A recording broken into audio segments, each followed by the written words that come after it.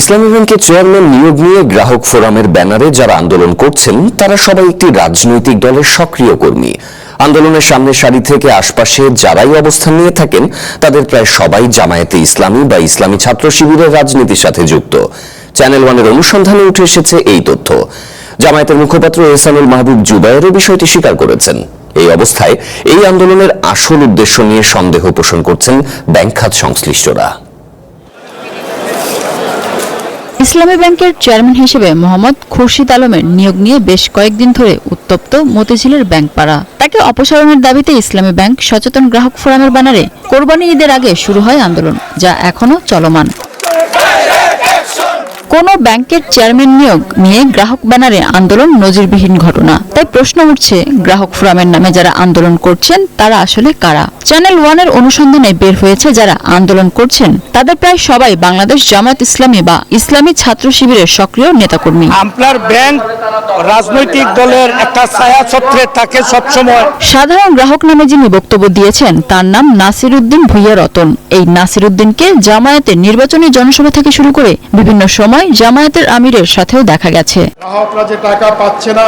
ইসলামী bank সচেতন নাগরিক ফোরামের আহ্বায়ক হিসেবে আন্দোলনের নেতৃত্ব দেওয়া অধ্যাপক নুরুন নবী জামায়াতের ঢাকা মহানগরী কর্মপরিষদের সদস্য ও জন পরিচালক। তার পাশে রয়েছেন শামীম হাসনাইন, যিনি জামায়াত ইসলামীর পল্টন থানার শ্রম বিভাগের শুরা কর্মপরিষদ সদস্য ও সভাপতি। ঈদের শুভেচ্ছা জানিয়ে তিনি নিজেই ফটোকার্ড তৈরি করে সামাজিক মাধ্যমে পোস্ট করেছিলেন। আহ্বায়কের বাম পাশে থাকা ব্যক্তি নিজেকে গ্রাহক হিসেবে পরিচয় দিলেও তাকেও জামায়াতের উচ্চ পর্যায়ের নেতাদের সাথে বিভিন্ন সময় দেখা গেছে। এছাড়া আন্দোলনের উপস্থিত থাকা ব্যক্তিদের জামায়াতের থানা, মহানগর ও কেন্দ্রীয় প্রোগ্রামে সরব উপস্থিতি লক্ষ্য করা গেছে।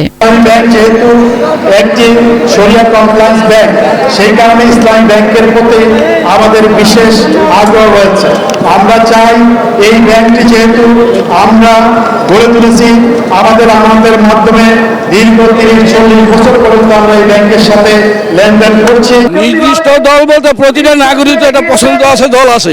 আমরা তো রাজনৈতিক পরিচয় এখানে আসি নেই, আমার ব্যক্তিগত পরিচয় থাকতে পারে। জামায়াতে ইসলামের মুখপাত্র চ্যানেল ওয়ানের কাছে স্বীকার করেছেন তাদের কর্মীরাই আন্দোলন করছেন, যদিও এই আন্দোলনকে তিনি গ্রাহকদের আন্দোলন হিসেবেই দেখছেন।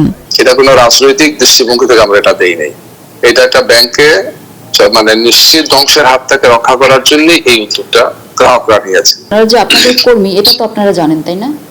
অনেকেই আছেন, সবাই যে আমার এরকম তো হওয়ার কথা না। ব্যাংক খাত বিশ্লেষকরা মনে করেন আমানতের সুরক্ষা চাওয়া গ্রাহকদের অধিকার, তবে পরিচালনা পর্ষদে কারা আসবে সেই সিদ্ধান্ত গ্রহণে গ্রাহকদের নামে সরাসরি রাজনৈতিক দলের হস্তক্ষেপ কোনোভাবেই কাম্য নয়। একেবারে কে বোর্ডের চেয়ারম্যান হবে, ডিরেক্টর হবে, এই সমস্ত সকল বিষয়ে কিন্তু আসলে গ্রাহকের প্রতিনিধিত্ব এভাবে কিন্তু বাংলাদেশের প্রচলিত যে আইন কানুন আছে সেখানে কিন্তু স্বীকৃত নয়। উদ্দেশ্যপ্রণোদিত ভাবে ইনডিউসড হয়ে আসলে এই ধরনের আন্দোলন কর্মকাণ্ড সম্পাদন করছেন কিনা, অংশগ্রহণ করছেন কিনা এবং এর ভিতরে কোনো অন্য কোনো অসৎ উদ্দেশ্য আছে কিনা সেটাও সরকারের কিন্তু খতিয়ে দেখা দরকার। ব্যাংক সংশ্লিষ্টরা এই আন্দোলনকে সাধারণ কোনো গ্রাহক আন্দোলন নয় বলে মনে করেন। তাদের মতে ইসলামী ব্যাংকের নিয়ন্ত্রণ জামায়াত ইসলামী তাদের নিজেদের হাতে রাখতে তাদের কর্মীদের দ্বারা এই আন্দোলন করাচ্ছে বলে মনে করছেন অনেকে। মিনা ফেরদাউস, ওয়ান নিউজ, ঢাকা।